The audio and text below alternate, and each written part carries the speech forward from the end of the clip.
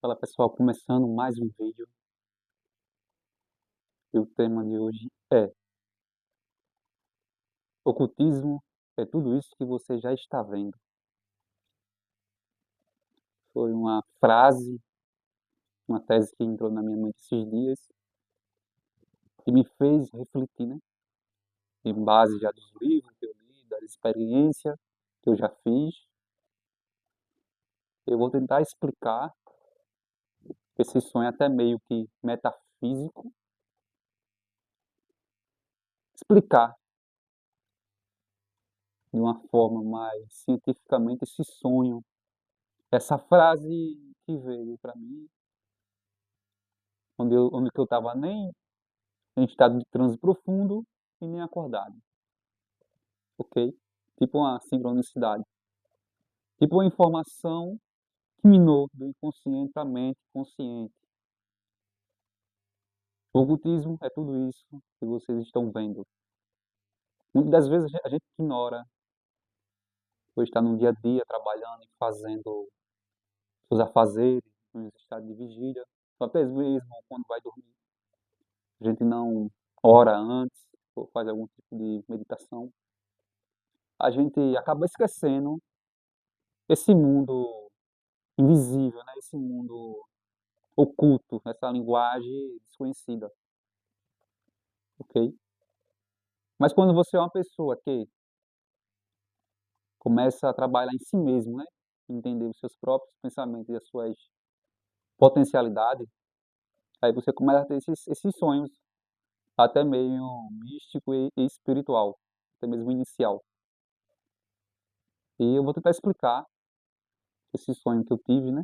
Essa visão, essa frase que me veio como já disse aí no início do vídeo, né? Tudo isso que vocês estão vendo já é o ocultismo. Na realidade, o indivíduo sempre esteve mesmo imerso em forças desconhecidas que a gente não entendia, certo? Mas hoje, com as informações e com pessoas mais orientadas, essas pessoas vêm ao público e tentam explicar como sacerdotes, palestrantes, pastores, empresários e etc., comunicadores em geral. Tenta explicar pelo seu ponto de vista e linguagem. Não que o ocultismo seja algo negativo ou simplesmente positivo, mas pessoas que realmente entendem, certo? Traz essa visão. Não é algo para fazer apologia à esquizofrenia ou à loucura, não é isso. São pessoas realmente que já entendem do mundo mental, que já sabem basicamente como que as coisas vão se desenrolar, e tenta trazer uma palavra, uma palavra de como que vai ser conduzido, o que pode ocorrer, certo? De certa forma, preservar as pessoas de um ocorrido. Há aquelas pessoas que compreendem, de fato, logo, né, informação, capta e entende, por ser uma pessoa que é reflexiva, reflete antes dos atos, né? Como também tem a pessoa que não reflete, certo? Então o ocultismo é tudo isso que vocês estão vendo.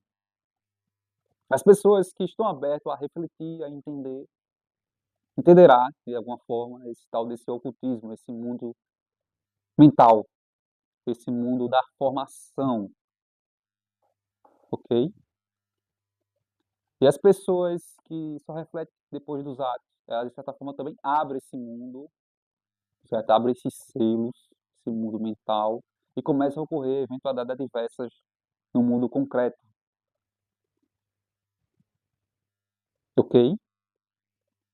Então, temos dois parâmetros de pessoas. Pessoas que refletem antes dos atos, e ali vai ter pessoas também de vários níveis e categorias que entendem dessa linguagem mental, essa linguagem das formações, certo? Sabe modelar.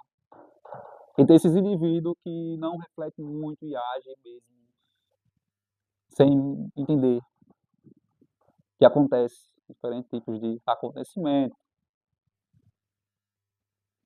ok? E queira que não queira, a gente, ser humano, tem esses dois módulos.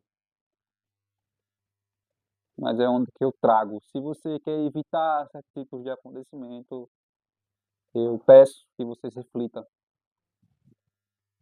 Tem uma frase do Sêneca, pensador Sêneca, que ele diz que a vida não vale a pena ser vivida sem um ato de refletir. E então ele traz esse lado da consciência, enquanto a filosofia de Epicúrio, né, vamos dizer, o próprio pensamento da filosofia em geral de Epicúrio, né, dessas ideias aí, hedonista.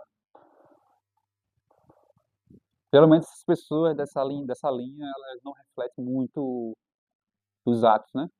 Elas são mais momentâneas. Isso sempre foi uma tese de reflexão e de debate entre os estoicos e os, né, epicurística, né? Os hedonistas, ok? E é isso. Os estoicos, de certa forma, tentavam entender e evitar certos tipos de agravo ao ser humano que danificasse o mundo mental deles, né? De uma forma que abaixasse a moral deles, eles buscavam valores e princípios, certo? Mas, de certa forma, eles não se poupavam em ter essa elevação, ok? Enquanto os epicuristas, né, de certa forma, tinham os seus ritos, né, que muitas das vezes era algo que envolvia bebidas, né, e transes profundos, pois eles acreditavam que teria que viver o momento presente. Mas nessas próprias festas aconteceu muitos tipos de eventualidade, de ocorrência, né? Inclusive o carnaval vem basicamente desse, desses pontos, né? Como os bacanais, etc. Não vou aprofundar muito, certo? Mas é muito complicado a gente entender essas linguagens do inconsciente que, de certa forma, forma a consciência, né? A consciência foi um produto, né? Um módulo que o ser humano conquistou ao longo dos anos, ao longo da sua existência como humanidade e vivência entre grupos, né? Os indivíduos foram criando um raciocínio lógico e metodológico de como conduzir as linguagens, diferentes tipos de linguagens existentes, tanto na realidade compartilhada, fisiológica, como na realidade compartilhada mental, certo? Até mesmo na questão do niilismo e da desordenação ainda da linguagem está se formando para ter uma certa lógica, né? Então é isso, o ocultismo é tudo isso que vocês estão vendo, e a gente tem que saber entender essa linguagem, essas potencialidades inconscientes, ok? Hoje está muito comum a gente abrir hoje o YouTube e ver pessoas fazendo, né, certos rituais, certos grupos no WhatsApp também, pessoas falando sobre teurgia, liturgia, falando sobre as cravículas de Salomão, né, sobre esses ditos ritos da Goétia, e etc, né? E há indivíduos abrindo esses portais mentais, né, fazendo esses ritos, e acontecendo diferentes tipos de eventos na vida daqueles indivíduos, esses indivíduos às vezes até se tornando loucos, certo? Querendo ser mestre de algumas coisas que muitas vezes eles mesmos não entendem. Ou seja, quando a gente fala que o ocultismo é tudo isso que vocês estão vendo, a gente tem que aprender realmente a lidar com essa linguagem de uma forma cautelosa,